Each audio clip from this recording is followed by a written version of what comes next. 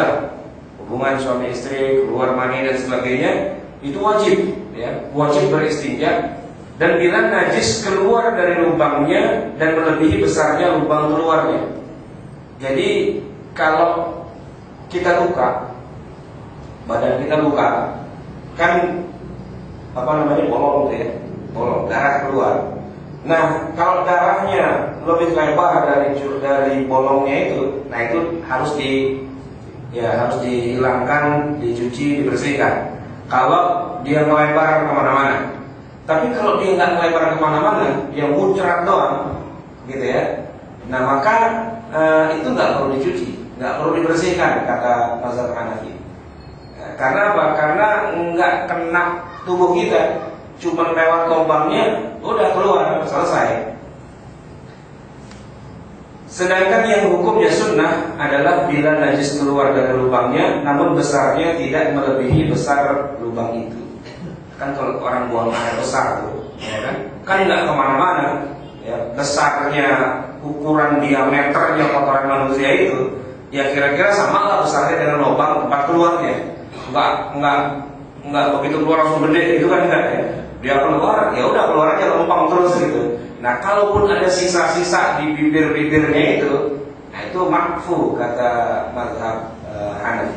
Artinya dimaafkan, buat mereka nggak jadi masalah. Yang menjadi masalah kalau dia melebar kemana-mana, mungkin orang berak sambil duduk gitu kali ya, jadi belepetan kemana-mana, nah itu baru jadi masalah. Tapi kalau dia lempeng aja gitu ya, apalagi buang air di atas helikopter itu kan lempeng aja tuh, dan nggak pakai belok-belok jalannya, lewat, gitu. Nggak harus dicuci. Kalaupun dicuci hukum sunnah.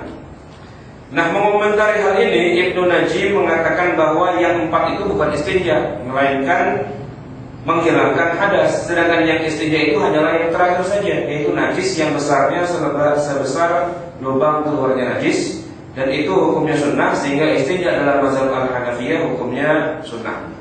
Ini memang mazhab yang aneh, ya, kita jarang-jarang tahunya, cuman ya sekedar buat wawasan aja, bahwa ada juga mazhab yang kagak cebok atau apa, dengan pandangan bahwa asal lubangnya sama najisnya besarnya sama, nah itu nggak apa-apa. Tapi kalau najisnya yang keluar lebih lebar dari lubangnya, nah baru itu jadi najis. Kita pindah kepada yang C, praktek istinja dan adabnya. Mulai dengan mengambil air dengan tangan kiri dan mencuci kemaluan, yaitu pada lubang tempat keluarnya air kencing atau seluruh kemaluan bila sehabis keluar mazi. Kemudian mencuci dubur dan disirami dengan air dengan menggosok-gosoknya dengan tangan kiri. Sedangkan yang termasuk adab-adab istinja antara lain adalah pertama, tangan kiri. Disunnahkan dalam beristinja kita menggunakan tangan kiri. Dengan istinja dengan tangan kanan dan istinja dengan tangan kanan hukumnya makruh. Bukannya haram sih, makruh saja. Dalilnya adalah sabda Rasulullah an Abi Qatadah radhiyallahu anhu qala Rasulullah sallallahu alaihi wasallam la yumsikanna ahadukum dzakarahu bi yaminihi wa huwa yaqulu wa la yatamassah min al-khala'i bi yaminihi wa la yatanaffas fil ina. Hadisnya muttafaqun alaihi riwayat Bukhari dan Muslim.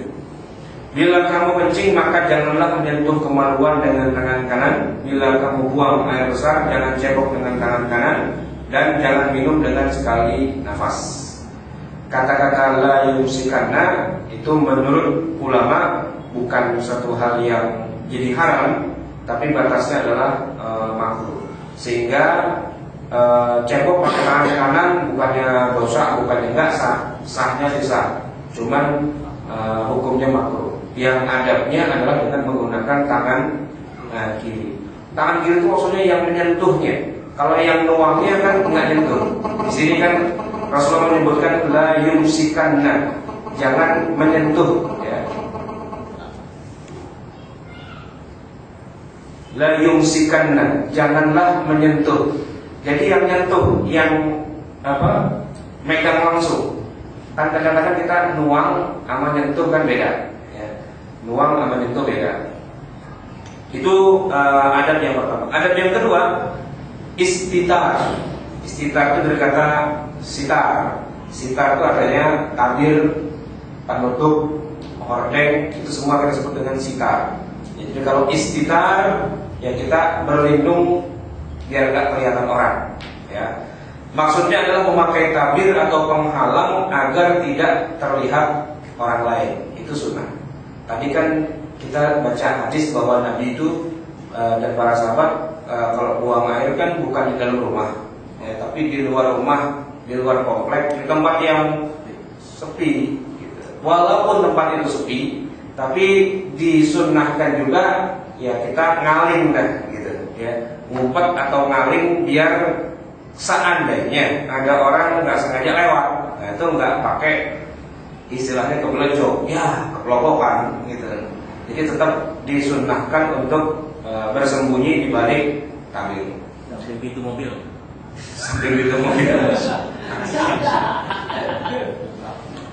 Nah, di zaman kita sekarang ini tentu bertabir atau berpenghalang ini sudah terpenuhi dengan masuk ke dalam kamar mandi yang tertutup pintunya. Itu sudah berarti sudah sunnah itu, ya. Dalilnya adalah sabda Nabi, bila kamu buang air hendaklah beristitar atau menutup tabir, dan bila tidak ada tabir maka menghadaplah ke belakang. Ya, pokoknya jangan kencing di depan orang banyak gitu. Nah, ngumpetlah pada ke belakang biar wajah kita nggak kelihatan orang lain. Yang ketiga, tidak membaca nama Allah. Jadi nggak boleh baca Bismillah. Waktu cebok itu nggak boleh baca Bismillah. Bismillah emang bagus buat segala sesuatu kecuali diantaranya adalah pada waktu cebok.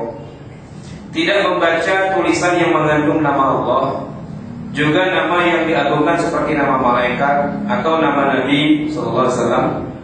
Apa dalilnya? Dalilnya adalah apa yang dilakukan Rasulullah SAW bila beliau masuk ke tempat buang hajat, beliau melepas cincinnya. Cincinnya dicopot. Sebab di cincin itu terukir kata Muhammad Rasulullah yang mengandung lafzul jalalah atau nama Allah Subhanahu wa taala. Ini hadisnya diriwayatkan oleh Anas bin Malik, karena Rasulullah SAW idza dakhala al-khala'a wada'a khatamahu. Beliau mencopot atau meletakkan cincinnya. Namun ada ulama mengatakan hadis ini maklul, ya, maklulnya punya masalah, punya illah.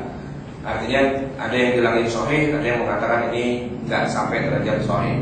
Tapi bahwa masuk kamar mandi tidak boleh baca nama Allah, nama Rasulullah dan sebagainya, umumnya para ulama mengatakan iya, tidak boleh. Cuman bahwa hadis ini apakah derajatnya seluruhnya sepakat itu sahih, sebagiannya ada yang mengatakan tidak sahih. Jadi ya karena Nabi mencopot cincinnya bukan karena cincinnya ada penunggunya atau ada isimnya atau ada roh atau apa, bukan. Tapi di cincin itu ada tulisan Muhammad Rasulullah.